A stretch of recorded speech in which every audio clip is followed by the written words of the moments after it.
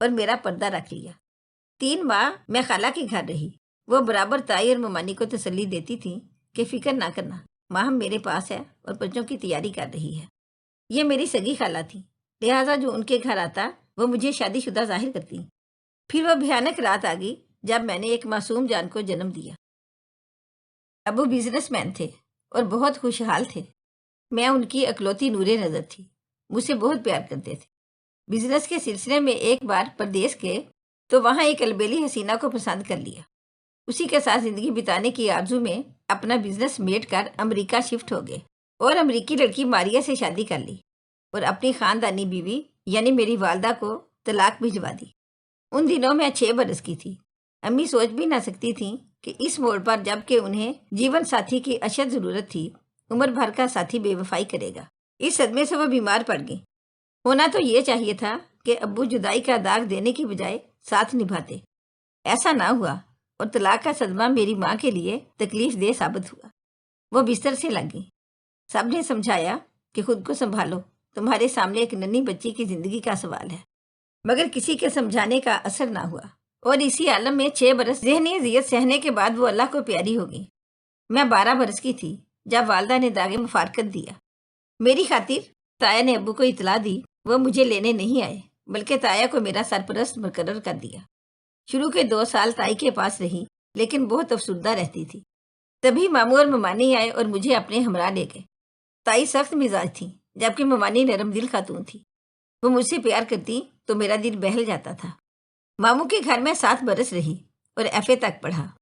تایا سے مشورہ کرنے کے بعد ماموں ممانی نے اپنے بیٹے بلند اقبال سے میری منگنی کر دی۔ منگنی پر تایا آئے اور کہنے لگے کہ میں ماہم کو ساتھ لے جاؤں گا اور اپنے گھر سے اس کی رخصتی کروں گا۔ جس گھر میں منگیتر ہو وہاں لڑکی کا رہنا مناسب نہیں سمجھتا۔ ماموں نے اعتراض نہ کیا۔ میرا جی تو نہ چاہتا تھا کہ تایا کے گھر رہوں، مگر ان کی محبت کو مد نظر رکھتے ہوئے لاہور آ گئی۔ ایک روز تایا نے کہا کہ بیٹی تم نے FA کیا ہے، اگر BA بھی کر لیتی تو اچھا ہوتا۔ میں بھی یہی چاہتی تھی۔ تایا ابو کا عندیہ پاتے ہی ایک گرلز کالج میں داخلہ لے لیا۔ ایڈمیشن تو مل گیا مگر کالج گھر سے کافی دور تھا۔ چند روز تایا نے لانے لے جانے کی ذمہ داری نبھائی لیکن انہیں میری وجہ سے اپنے آفس جانے میں دیر ہو جاتی تھی۔ لہٰذا میں نے تجویز دی کہ اگر آپ برا نہ مانیں تو مجھے کالج کے گرلز ہاسٹل میں رہنے کی اجازت دے دیں، ہر ویک اینڈ پر آ جایا کروں گی۔ تائی نے اس تجویز کی بھرپور تائید کی، تبھی تایا نے ہاسٹل میں رہنے کی اجازت دے دی۔ 1 سال سکول سے گزر گیا۔ فائنل ایئر میں تھی کہ ایک روز ماموں اور ممانی کا خط آ گیا۔ لکھا تھا بلند اقبال کو تعلیم کے سلسلے میں 2 سال کے لیے بیرون ملک جانا ہے۔ ہم چاہتے ہیں اس کے جانے سے پہلے ماہم کو رخصت کر کے گھر لے آئیں۔ خط پڑھ کر پریشان ہو گئی۔ فائنل ایئر میں کون طالب علم کالج کو خیر بات کہنا چاہے گا جبکہ مشکل سے داخلہ ملا تھا اور میری تعلیمی پوزیشن بہترین تھی۔ تائی نے خط دکھایا اور مجھ سے بات کی تو میں نے کہا کہ مجھے تعلیم مکمل کرنے دیں، شادی بعد میں ہو جائے گی۔ ممانی کا پھر فون آ گیا کہ شادی کی تیاری کر لیں، ہم تاریخ لینے آ رہے ہیں۔ تبھی میں سخت رنجیدہ ہو گئی۔ تائی نے بات مجھ پر ڈال دی اور کہا کہ لڑکی شادی سے انکار کر رہی ہے تو ہم کیا کریں؟ زبردستی تو نہیں کر سکتے، ممکن ہے پڑھائی کا بہانہ ہو اور وہ تمہارے لڑکے کو پسند نہ کرتی ہو، بہتر ہے کہ خود آ کر اس سے بات کر لو۔ تائی کے بھڑکانے پر ممانی بد دل ہو گئی۔ ماموں سے کہا کہ لڑکی ہاسٹل میں رہتی ہے، شاید آزاد خیال ہو گئی ہے، بلند اقبال سے شادی نہیں کرنا چاہتی، ممکن ہے کسی اور لڑکے کو پسند کرنے لگی ہو۔ بلند اقبال نے بھی سن لیا کہ ماہم نے شادی سے انکار کر دیا ہے۔ میں بلند اقبال کی بچپن سے منگیتر تھی، قدرتی طور پر اسے مجھ سے لگاؤ تھا، بلکہ اس کے تصورات میں بسی ہوئی تھی۔ اس نے خود مجھ سے ملنے کا ارادہ کر لیا تاکہ اصل حقیقت جان سکے۔ والدین سے بتائے بغیر مجھے ٹیلی فون کیا اور بیرون ملک اعظم سفر ہونے سے قبل ملاقات کی خواہش ظاہر کی۔ یہ بھی کہا کہ میرے والدین یا تمہارے تایا تائی کو اس ملاقات کی خبر نہیں ہونا چاہیے۔ کچھ سوچ کر میں انکار نہ کر سکی۔ اب مشکل یہ تھی کہ ہاسٹل میں کسی سے یوں ملنے کی اجازت نہ تھی۔ تاہم بتائے بغیر وہ مجھ سے ملنے ہاسٹل پہنچ گیا۔ میں نے اسے کہا کہ یہاں بات نہیں ہو سکتی، وارڈن اجازت نہیں دیں گے، بہتر ہے کہ کل صبح کہیں باہر چل کر بات کر لیں۔ دوسرے روز صبح اس نے فون کیا کہ تم فلاں جگہ آ جاؤ، میں تم کو ساتھ لے لوں گا۔ اس دن 2 ہی پیریڈ تھے۔ میں مقررہ جگہ جو کالج سے نزدیک تھی وہاں چلی گئی۔ بلند اقبال میرا منتظر تھا۔ وہ دوست کی گاڑی میں مجھے لینے آیا تھا۔ اس کا دوست وحید کوٹھی میں اکیلا رہتا تھا۔ اس کے والدین علاج کی خاطر بیرون ملک گئے ہوئے تھے۔ وحید ہمیں اپنے ڈرائنگ روم میں بٹھا کر خود دوسرے کمرے میں چلا گیا تاکہ ہم سکون سے بات کر سکیں۔ بلند اقبال کچھ پریشان اور افسردہ خاطر تھا۔ اس نے کہا، ماہم، میں تمہارا آخری فیصلہ معلوم کرنے آیا ہوں، کیونکہ میں نے سنا ہے کہ تم مجھے پسند نہیں کرتی، اس لیے شادی سے انکاری ہو۔ اسے میں نے یقین دلایا کہ ایسی کوئی بات نہیں، لیکن تایا ابو چاہتے ہیں کہ میں فائنل ایئر مکمل کر لوں، اس کے بعد میری رخصتی کر دیں گے، جبکہ آپ کی امی نے تائی کی باتوں کا غلط تاثر لے لیا ہے۔ بلند اقبال نے کہا، اگر یہ بات ہے تو میں اس خواہش کا احترام کرتا ہوں۔ تم تعلیم مکمل کر لو، میں بھی اپنی تعلیم مکمل کر لوں گا، شادی پھر ہو جائے گی۔ میں 2 سال تو کیا تمہارا عمر بھر انتظار کر سکتا ہوں، لیکن شادی تم ہی سے ہوگی۔ تم میری بچپن کی چاہت ہو۔ یہ ملاقات میرے لیے کسی فتح سے کم نہ تھی۔ ایک بہت بڑی پریشانی ختم ہو گئی تھی۔ میرے جواب سے مطمئن ہو کر بلند اقبال چلا گیا اور میں اپنی پڑھائی میں مشغول ہو گئی۔ ہماری ملاقات کو 1 ماہ گزرا تھا کہ اس کے دوست وحید کا فون آ گیا۔ ماہم صاحبہ، آپ کا کزن میرے گھر آیا ہے اور ایک آخری ملاقات کی التجا کر رہا ہے۔ کیا آپ تھوڑی دیر کے لیے آ سکتی ہیں؟ کل بلند اقبال کی فلائٹ ہے۔ اس وقت بلند اقبال کے بیرون ملک چلے جانے کا سوچ کر میں اس قدر جذباتی ہو گئی کہ وحید کے فون کا یقین کرتے ہوئے فوراً کالج سے باہر آ گئی، اور اس بات کی تصدیق کا خیال تک ذہن میں نہ آیا کہ یہ اطلاع جھوٹ بھی ہو سکتی ہے۔ وحید کی گاڑی کو پہچانتی تھی، فوراً جا کر گاڑی میں بیٹھ گئی۔ میں بلند اقبال کی جدائی کے سوا کچھ اور سوچ نہیں پا رہی تھی، اسی کے تصور میں کھوئی ہوئی تھی، یہاں تک کہ گاڑی وحید کے بنگلے میں داخل ہو گئی۔ جب میں کمرے میں داخل ہوئی تو وہاں کوئی نہ تھا۔ وحید نے مجھے دھوکے سے بلا لیا تھا۔ نیم مردہ اور تباہ حال جب ہاسٹل پہنچی تو سب سے پہلے ممانی کو فون کیا۔ انہوں نے بتایا کہ بلند اقبال کل شب کی پرواز سے بیرون ملک چلا گیا ہے۔ تب میری ایسی حالت غیر ہو گئی جیسے کسی نے جسم سے روح نکال لی ہو۔ میں اب تن مردہ کا بوجھ اٹھائے سسک رہی تھی۔ افسوس تھا وحید پر اعتبار کر کے کیوں میں نے اتنی بڑی حماقت کی کہ اس کی چال بازی نے مجھے ڈس لیا۔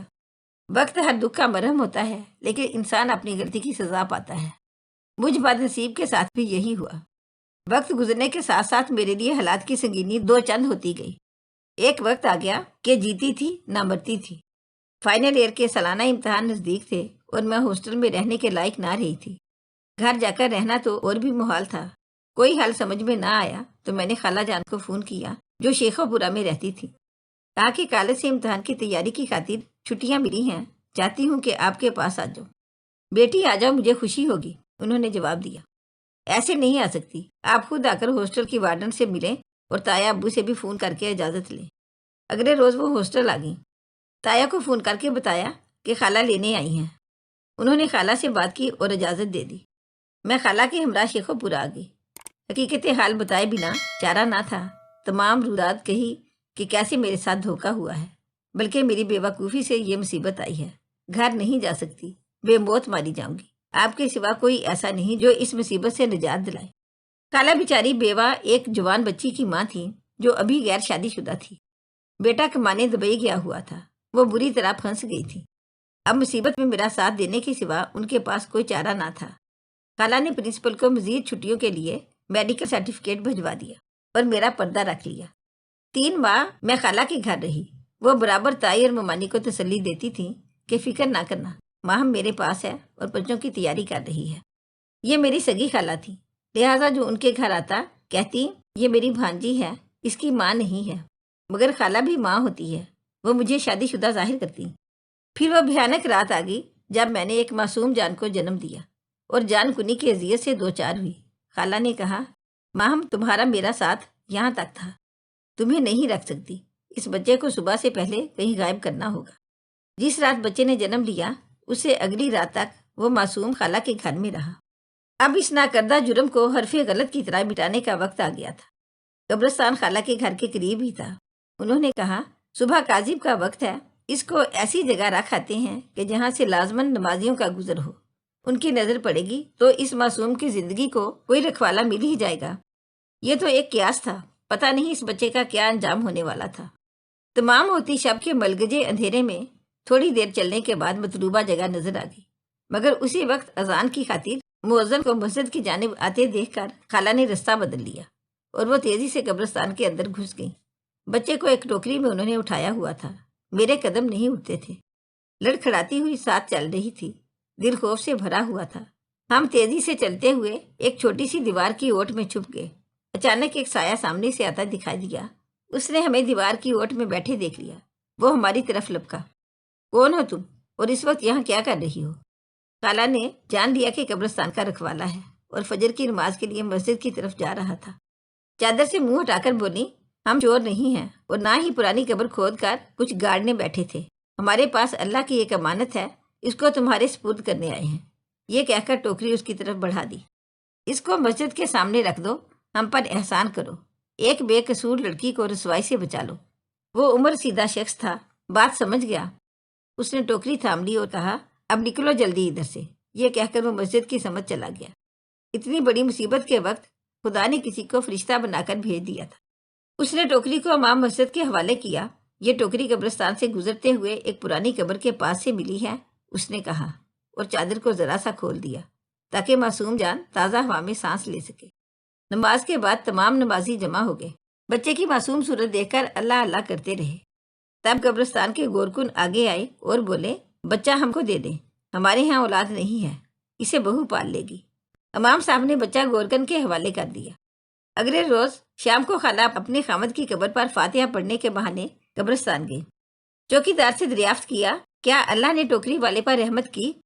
ہاں، اس نے کہا۔ گورکنوں نے اسے گود لے لیا ہے۔ اللہ نے چاہا تو رحمت کے سائے میں رہے گا، شاید بڑا ہو کر گورکن بنے گا اور تمہاری قبر کھودے گا۔ اس تلخ روائی پر وہ سمجھ گئی کہ چوکیدار اب ان سے مزید کوئی رابطہ نہیں رکھنا چاہتا۔ اس دن کے بعد وہ پھر نہیں گئی۔ آج اس واقعے کو 40 برس ہونے کو ہیں۔ اب تو خالہ بھی فوت ہو گئی ہیں۔ خالہ مددگار نہ ہوتی تو فائنل کے پرچے ہرگز نہ دے پاتی۔ انہوں نے ساتھ دیا تو میں نے امتحان دیا۔ امتحان سے فراغت کے بعد خالہ نے مجھے تایا کے گھر پہنچایا اور پھر میری شادی بلند اقبال سے ہو گئی۔ آج میرے بچے جوان ہیں، ان کی خوشیاں دیکھتی ہوں، مگر وہ رات اور وہ داغ بھولتا نہیں۔ لاکھ چاہا شور سے اس کے دوست کی کمینگی کا حال کہہ دوں، مگر ہمت نہیں ہوئی، کیونکہ جانتی ہوں اس کے بعد ان کی خوشیوں کو بھی گھن لگ جائے گا۔ اگر آپ کو ہماری آج کی کہانی اچھی لگی ہو تو پلیز اسے لائک کریں، شیئر کریں اور مزید اچھی ویڈیو کے لیے ہمارے چینل کو سبسکرائب کریں۔ شکریہ۔